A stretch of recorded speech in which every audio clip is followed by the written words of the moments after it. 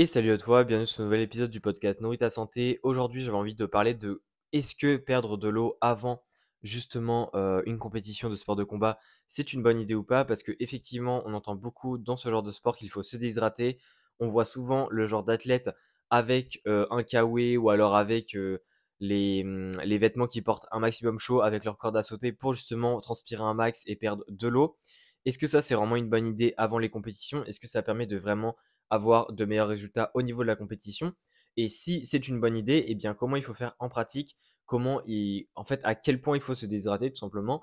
Même si je parlerai dans le prochain épisode de podcast, donc le prochain épisode, je parlerai plus précisément de comment faire, en fait, comment jouer avec différentes méthodes pour justement perdre du poids, que ce soit lié à la déshydratation ou pas, même si je parlerai surtout de la déshydratation.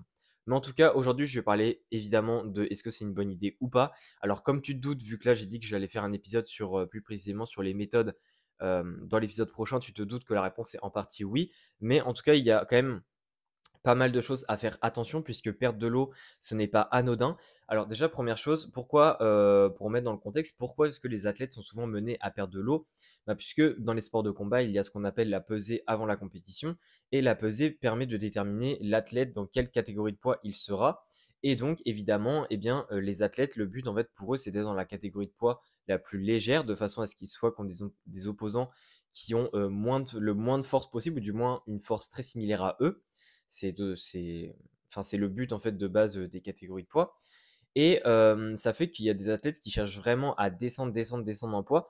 Et donc, il y a plus, enfin, quand on se rapproche de la compétition, il n'y a plus forcément cet aspect perte de gras, puisque déjà, il y en a, ils sont très très secs de base, mais il y a vraiment cet aspect perdre de l'eau pour que, au moment de la pesée, ils soient déshydratés et ils fassent un certain poids qui correspond à leur catégorie, et que après la pesée, eh bien jusqu'à leur combat, eh bien, ils se réhydratent un maximum, et même si leur poids remonte pas mal, eh bien au moins ils sont dans la bonne catégorie. Et d'ailleurs, cet aspect de reprendre du poids après la pesée, ce qui fait que parfois il y a des athlètes qui sortent de la catégorie dans laquelle ils ont été attribués, ça fait pas mal débat parce qu'en fait ça va contre le principe même des catégories de poids. Mais bon, là c'est pas du tout le sujet de cet épisode, mais en tout cas c'était juste pour informer là-dessus. Donc, déshydrater, est-ce que c'est une bonne idée? Alors, il y a beaucoup d'athlètes qui le font. Il faut savoir que dans ce qu'on appelle la perte de gras, enfin, la perte de poids rapide, donc quand je dis perte de poids, ça peut être aussi bien du gras que de l'eau. Ça, il y a plein de méthodes employées. Il faut savoir qu'il y a 9 sur 10 athlètes dans les sports de combat qui pratiquent une perte de poids rapide avant la compétition. Donc, c'est très répandu. Et en moyenne, eh bien, un athlète de sport de combat fait 3 pertes de poids rapides dans l'année. Donc, c'est quand même pas du tout anodin. Et c'est pour ça qu'il faut être vraiment conscient de est-ce que l'aspect d'hydratation, c'est intéressant ou pas.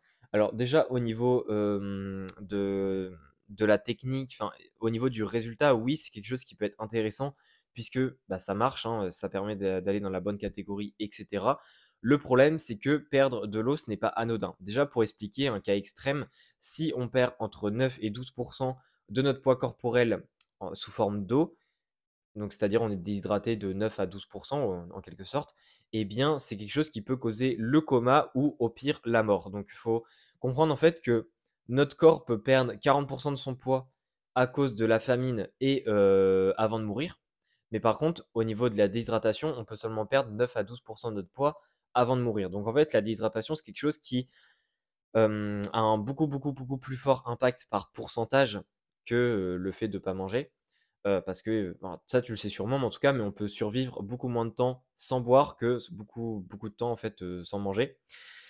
Et c'est pour ça que c'est super important. Et pourquoi est-ce que c'est problématique en fait d'être déshydraté? Eh bien parce que ça va avoir des impacts aussi bien à court terme qu'à long terme. C'est-à-dire qu'à court terme, ça peut causer des malaises, donc que ce soit durant le combat ou même avant le combat, mais dans tous les cas, ça te met dans un mood qui n'est pas du tout bon pour la compétition, si on parle vraiment de l'aspect compétition, hein, même si ça a d'autres répercussions sur la santé.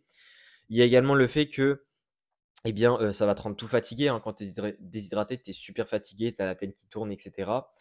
Également, un autre point important que je vais pas forcément détailler ici, mais en tout cas chez les jeunes, chez les personnes qui ont moins de 21 ans pour les garçons et pour les filles qui ont moins de 18 ans de manière globale, eh bien, ça va avoir un problème sur la croissance parce que être déshydraté, eh bien forcément ça va inhiber un petit peu le fonctionnement du corps et ça peut avoir des impacts sur justement la croissance, même s'il y a plein d'autres pratiques qui se font dans les sports de combat qui ont encore plus de répercussions pardon, sur la croissance des jeunes qui font ce genre de compétition.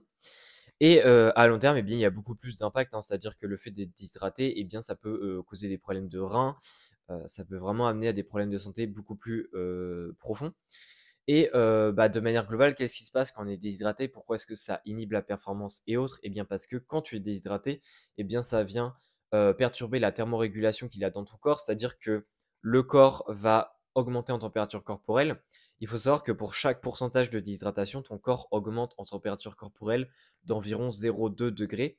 Donc ce qui fait que si tu es 5 déshydraté, tu augmentes de 1 degré ta température corporelle. Et même si ça paraît anodin comme ça, je peux te dire que ça augmente énormément l'effort que tu vas fournir pour faire la même performance. Et ça va venir causer des problèmes au niveau de la performance et au niveau de ton état général, que ce soit pour ta santé, ta performance, ta compétition, enfin, etc. Donc concrètement, oui, ok, c'est une bonne idée, mais en tout cas, ce n'est pas une bonne idée de le faire n'importe comment. Et il y a un certain pourcentage, je dirais une certaine limite de déshydratation à ne pas dépasser lors de ta pesée, parce que sinon, ok, tu seras peut-être déshydraté, tu seras peut-être un petit légume tout sec lors de la pesée, donc ça encore, ça peut rester acceptable. Mais le problème, en fait, c'est que la pesée, par rapport à ton premier combat, il y a maximum, selon les sports, 24 heures environ. Par exemple, le MMA, souvent, il y a 24 heures, alors que d'autres sports comme la lutte, etc., il y a que quelques heures. Mais bref, selon ton sport, dans tous les cas, il n'y a pas une durée très longue entre la fin de la pesée et ton premier combat ou ta compétition. Et ça fait que tu as un temps limité pour te réhydrater. Et donc, si tu te déshydrates de trop, dans tous les cas, tu n'auras pas le temps de te réhydrater correctement. Et ça, c'est ok, tu auras peut-être atteint un poids qui te permet d'être dans une catégorie en dessous. Mais si derrière tu es déshydraté à fond, que tu es tout fatigué, que ton corps il monte en température de fou et que ton cœur il bat super vite alors que tu t'es pas encore échauffé, c'est sûr que tu auras perdu. C'est sûr que tu auras perdu, on va pas se mentir. Tu auras perdu et pourtant tu auras atteint de base la catégorie où tu te disais, bah c'est sûr si je suis dans cette catégorie, je vais tout défoncer parce que je suis d'une catégorie en dessous par rapport à d'habitude. Mais si tu te déshydrates à fond, tu auras perdu parce que je te jure que la déshydratation, ça casse tout.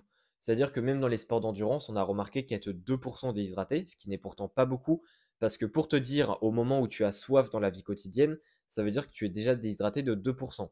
Donc quand tu es déshydraté de 2% dans une compétition de course, eh bien tu perds 20% de ta vitesse ou de ta performance de manière globale. C'est totalement énorme, parce que si par exemple, je sais pas, moi tu cours, on va prendre un exemple assez simple, mais tu cours à 10 km/h sur un marathon en moyenne, eh bien tu vas courir qu'à 8 km/h juste à cause de cette déshydratation. Et je peux te dire que ça va largement augmenter ton chrono.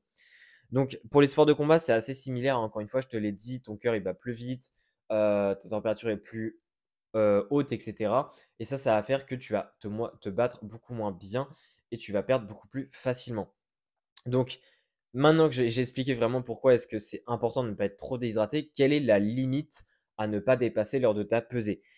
La limite à ne pas dépasser, dans laquelle ou quand tu dépasses cette limite-là, ça devient beaucoup trop risqué pour le bénéfice que tu peux en tirer, c'est 4 de déshydratation. C'est-à-dire que si tu as plus de 4 de déshydratation, là, c'est beaucoup trop risqué. Et quand je parle de 4 de déshydratation, je parle lors de la pesée, je ne parle pas lors de la compétition.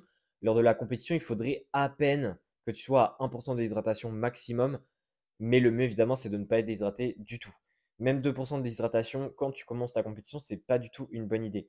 Mais en tout cas, si tu es 4 déshydraté maximum lors de ta pesée, être réhydraté à temps, c'est-à-dire 6-8 heures après, imaginons, ça reste totalement possible. Il faut mettre les bonnes choses en place. Encore une fois, ça, je reparlerai de comment mettre en place les bonnes stratégies pour être hydraté correctement.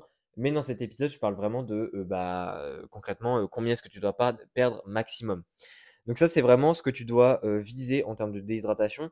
Évidemment, il y a différentes pratiques pour être déshydraté 4%, mais pas plus. Je vais en parler dans l'épisode d'après, justement, dans le prochain épisode. Mais voilà, aujourd'hui, j'avais envie de vraiment te parler en fait sur pourquoi est-ce que perdre de l'eau, ça peut être une bonne idée, mais si c'est pas fait correctement, c'est une très très mauvaise idée. Ça peut carrément gâcher toute ta compétition, voire carrément venir mettre en danger ta santé. J'espère en tout cas que cet épisode t'aura plu. Encore une fois, c'est un petit peu la partie 1, on pourrait dire, hein. La partie 2, c'est vraiment le prochain épisode où je vais t'expliquer comment faire pour te déshydrater intelligemment sans mettre ta santé en danger et surtout sans dépasser ces 4% de déshydratation pour ta pesée. J'espère en tout cas que ça t'aura plu. N'hésite pas à laisser une note si c'était le cas et on se dit à la prochaine pour un nouvel épisode. Allez, ciao!